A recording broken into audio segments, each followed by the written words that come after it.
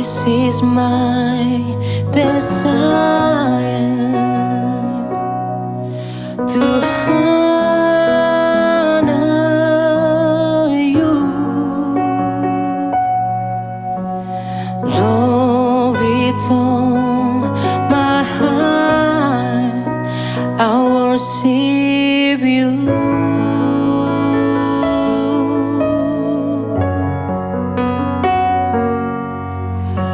All I have within me, I give you praise. All that I adore is in you.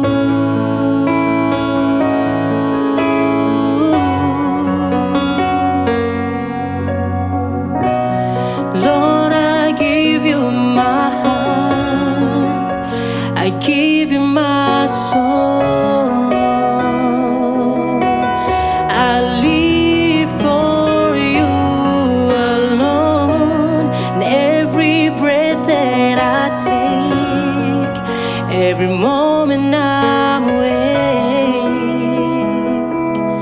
Lord, have your way in me.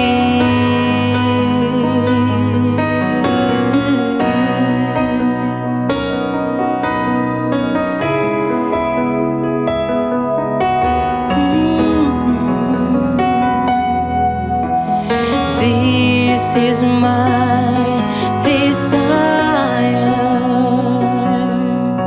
to honor you,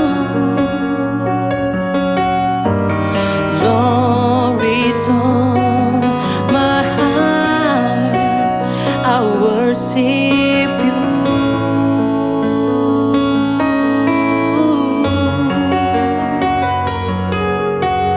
All I have within me,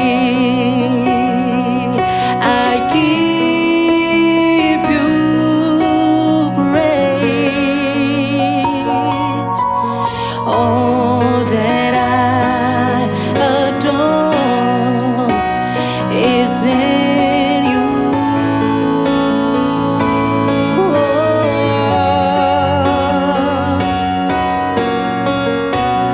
Lord, I give you my heart, I give you my soul. I live for you alone, every breath that I take, every moment I'm awake, Lord, have your way in me. Lord, I give you my heart, I give you my soul,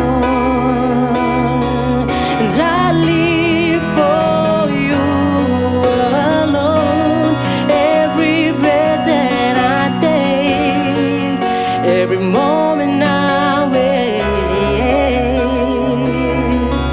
Lord, have your way in me.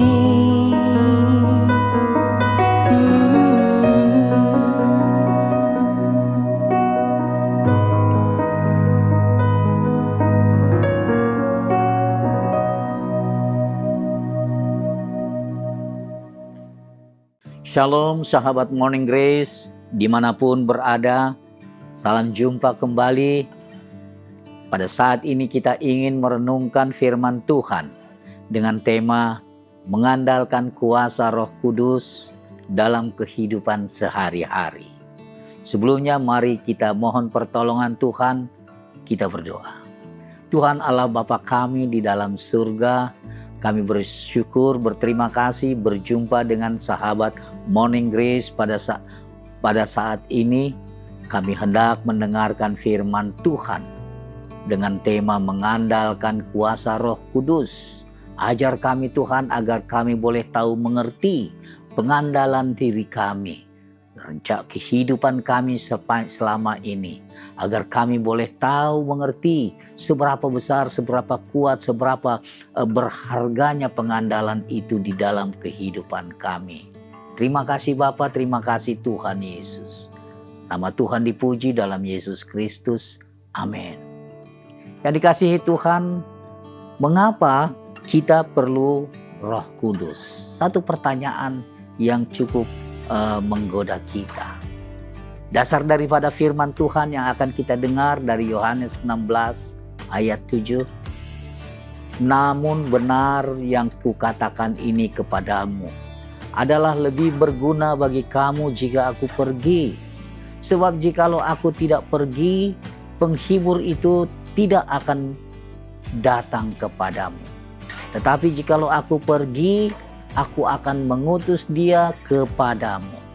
Dan satu ayat firman lagi dari Kisah Para Rasul 1 ayat 8. Tetapi kamu akan menerima kuasa kalau Roh Kudus turun ke atasmu, dan kamu akan menjadi saksiku di Yerusalem dan di seluruh Yudea dan Samaria dan sampai ke ujung bumi.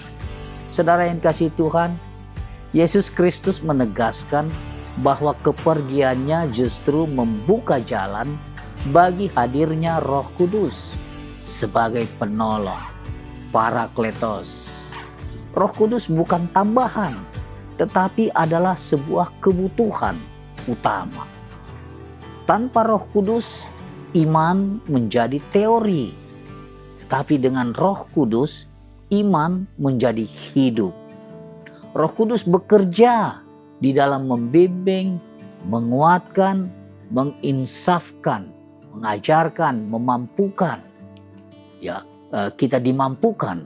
Hidup Kristen tidak dirancang untuk dijalani dengan kekuatan sendiri.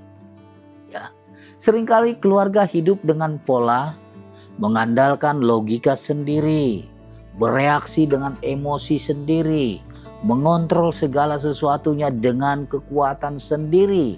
Ada yang mereka andalkan hidupnya, hartanya, kemampuannya, kekuasaannya, dan sebagainya.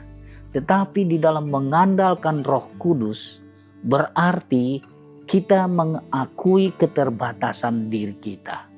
Memberi ruang bagi Tuhan untuk bekerja di dalam hidup kita. Belajar peka terhadap suara dan pimpinan Roh Kudus. Nah, mengandalkan Roh Kudus di dalam keluarga itu melibatkan Roh Kudus dalam keputusan sehari-hari. Bukan hanya keputusan besar, tapi penyertaan. Sebelum bicara di dalam konflik, berhenti sejenak dan berdoa. Biarlah kiranya Roh Kudus menuntun, mengajarkan setiap kata, setiap kalimat yang terujar. Saat menentukan pilihan, kita juga minta hikmat Tuhan. Bukan hanya pendapat sendiri menurut kemampuan saya, menurut kebiasaan saya, atau lain sebagainya. Tuhan, tuntun kami dengan Roh-Mu dalam keputusan ini. Belajar peka terhadap dorongan Roh Kudus. Kita sering berbicara melalui hati nurani, melalui firman Tuhan, melalui damai sejahtera, atau melalui kegelisahan-kegelisahan rohani.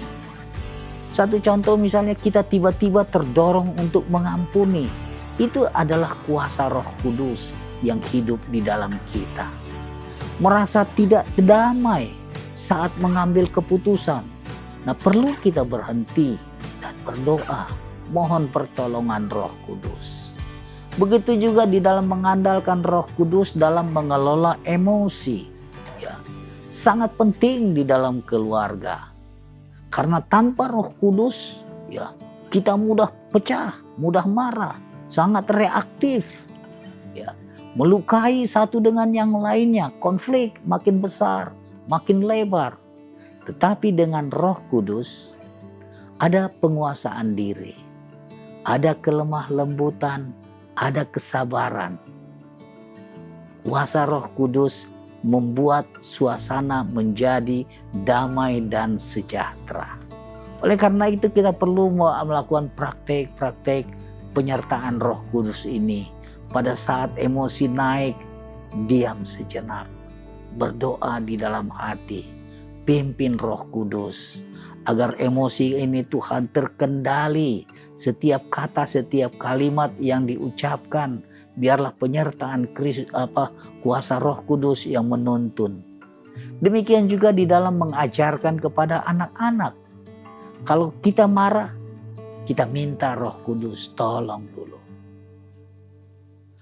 Agar anak-anak kita mengerti, agar anak-anak kita turut, anak-anak kita taat, anak-anak kita setia. Kita perlu membangun suatu kebiasaan doa yang hidup, bukan suatu formalitas. Berkumpul berdoa pada waktu yang sama. Roh Kudus bekerja kuat di dalam doa yang jujur pada saat situasi manapun. Bukan doa hafalan saja, tetapi percakapan yang nyata dengan Tuhan, kepada Tuhan, terhadap masalah yang selalu berbeda di setiap saat. Ya, doa spontan di meja makan, itu satu contoh. Doa saat menghadapi masalah, baik secara langsung, ya, menghadapi persoalan-persoalan, dan mendoakan orang lain juga. Di antara kita, izinkan Roh Kudus mengubah karakter. Roh Kudus bukan hanya memberi kuasa, tetapi dia membentuk buah roh. Seperti di dalam Galatia 5. Buah roh ialah kasih, sukacita, damai sejahtera, ada kesabaran, kemurahan, kebaikan, kesetiaan, lemah lembutan, penguasaan diri, ya. Kasih memilih mengasihi walaupun sulit. Kesabaran tidak mudah menyerah pada anggota keluarga yang tidak sesuai dengan keinginan kita. Begitu juga dengan penguasaan diri, tidak meledak di dalam konflik. Semua terukur, terkendali oleh karena mengandalkan Roh Kudus dalam kehidupan keluarga. Keluarga bukan hanya unit sosial, tetapi sebagai alat Tuhan. Mendoakan orang lain bersama, menjadi berkat bagi tetangga, peka terhadap kebutuhan orang lain, peduli terhadap masalah, problema, lingkungan, bahkan teman, dengan sesama anggota gereja dan sebagainya. Ada banyak hal yang bisa kita lakukan, kita doakan. Itulah kepekaan kita terhadap apa yang ada oleh karena tuntunan Roh Kudus. Nah, pada umumnya dalam mengandalkan Roh Kudus, beberapa hal yang sering menghalangi, yaitu kesombongan kita, merasa bisa kita lakukan sendiri. Demikian juga ketergesaan, pengen cepat, tidak mau tunggu jawaban dari Tuhan, ingin lakukan lebih cepat lagi. Kehidupan doa yang lemah, ya. Demikian juga tidak peka terhadap firman. Oleh karena itu perlu ada langkah-langkah pemulihan. Dengan kerendahan hati, kembali kepada firman, memulai lagi dari hal-hal yang kecil. Saat dalam emosi misalnya, membuat keputusan, diam beberapa detik, tarik napas, berdoa singkat. Begitulah Roh Kudus yang memimpin kita di dalam keseharian kita. Oleh karena kita perlu berefleksi di setiap waktu. Pada malam hari kita tanya sebagai evaluasi diri, di mana hari ini kita melihat pimpinan Tuhan, di mana kita gagal mengandalkan Roh Kudus. Itulah menjadikan bagian daripada interaksi kita dengan Roh Kudus. Oleh karena itu Bapak Ibu yang dikasihi Tuhan, kenaikan Tuhan Yesus Kristus bukan berarti kita ditinggalkan, justru sebaliknya kita diberikan pribadi yang tinggal di dalam kita, yaitu Roh Kudus. Keluarga yang kuat bukan keluarga yang tidak punya masalah, tetapi keluarga yang belajar bergantung pada Roh Kudus dalam setiap hal. Seringkali dimulai dari hal yang sangat sederhana. Berhenti sejenak, berkata, Tuhan, kami butuh Engkau. Demikianlah kita perlu mendapatkan penyertaan Tuhan. Seperti dalam setiap kata lagu, ya Tuhan tiap jam ku memerlukanmu. Amin. Kita berdoa. Terima kasih Tuhan, terima kasih Bapa di dalam surga. Penyertaan Roh Kudus kami perlukan. Pengandalan Roh Kudus perlu menjadi suatu kebiasaan kami. Di dalam setiap waktu, di dalam setiap keputusan, di dalam setiap gerak kami. Penyertaan Roh Kudus yang menuntun, memimpin, menjaga kami, membimbing kami, bahkan mengendalikan kami dalam kehidupan kami. Sebagaimana boleh tercermin di dalam perilaku, perkataan, dan pemikiran kami. Terima kasih, nama Tuhan dipuji. Dalam Yesus Kristus, amin. This is my desire to honor you, Lord, return my heart, I worship you.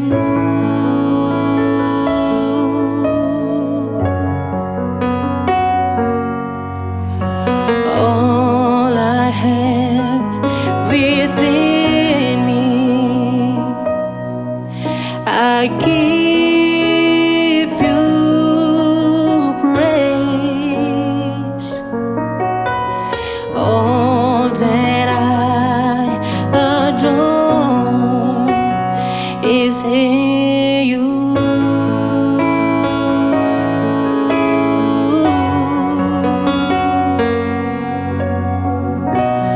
Lord, I give you my heart, I give you my soul. I live for you alone, and every breath that I take, every moment I'm awake, Lord, have your way in me.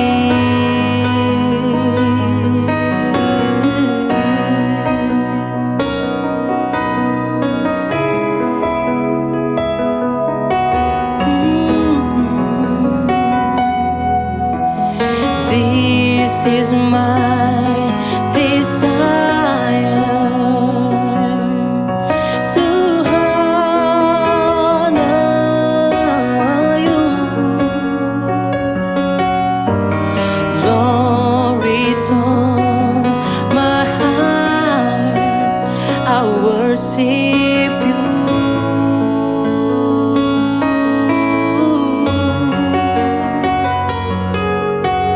All I have within me, I give you praise.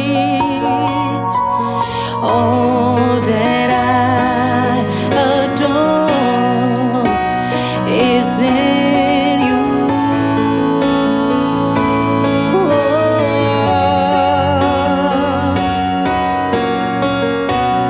Lord, I give you my heart, I give you my soul.